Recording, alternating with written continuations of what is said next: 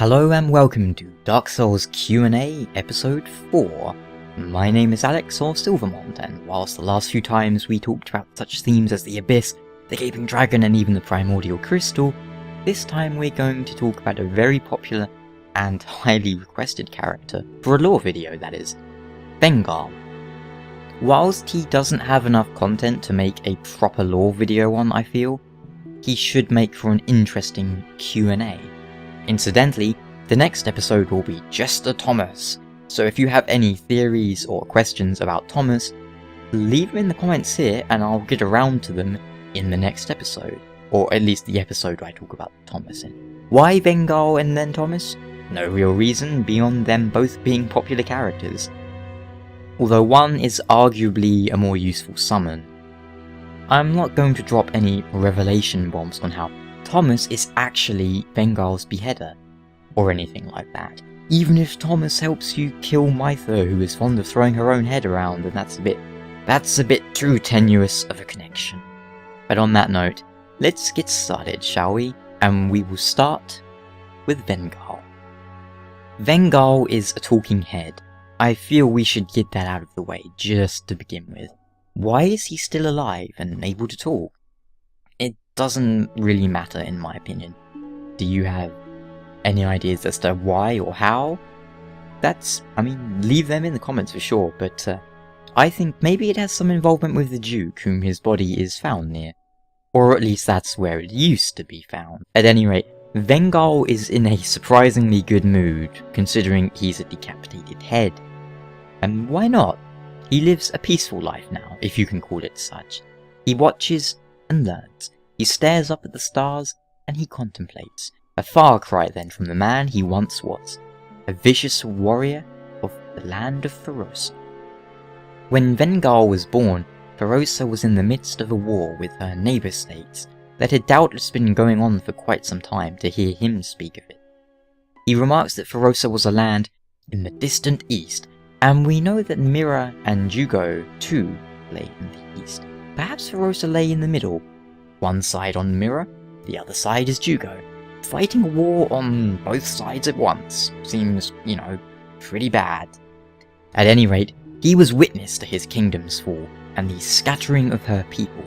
It seems that while some went north with the knight who would go on to become the Ivory King, more travelled west, including some portion of the famous Lion Knights, it would seem.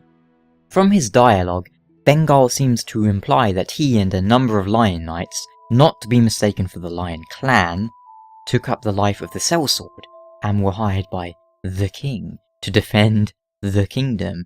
Presumably he's talking about Drangleic and King Vendrick, but it's feasible, I suppose, that he was talking about the Iron King, or someone else, but I am of the opinion he refers to Vendrick. But what was he defending the kingdom from? During one of those battles, Vengarl was seemingly killed, his head parted from his body, and then he came to, and he was just ahead. Did he awaken after a day, a year, or a century? I believe that Vengarl has been there for longer than he thinks. I think perhaps he thinks he's been there for a year, when in truth he's been there 100 years or something, and he doesn't quite realise the state of Drangleic around him. The most plausible explanation in my mind is that he was there whilst Vendrick was fighting the giants. Vendrick knew the giants were not to be messed with, so it makes sense that he would hire mercenaries. But at the same time, the giants don't really seem the type who would decapitate someone. They don't really use sharp blades, they just squash people. There are all manner of explanations, and that isn't ultimately, in my opinion, what's important. The cause of his death isn't, the deal here. During life, Vengarl was a brutal warrior, so fearsome that even the Lion Knights would give him a wide berth, and his weapons, they were fitting for such a fighter. The Red Rust Scimitar and the Red Rust Sword were rumoured to have been creations to test the strength of knights, intentionally made far more heavy than any practical weapon should be. But Vengarl took this ridiculously heavy sword that was only meant to be for people to swing around to go, oh look how strong I am. He took this sword, and he swung it like a toy, and then claimed it his own by, he was basically like, yeah, this is mine now, have a problem with it, look what I can do with this sword, you don't want to mess with me. In life, he was a berserker, pretty much, and in his death, he's mellowed out and he's become a man of peace, you might say. Whilst initially wary of our presence, he eventually discovers the joy of speaking with another, after who knows how many years.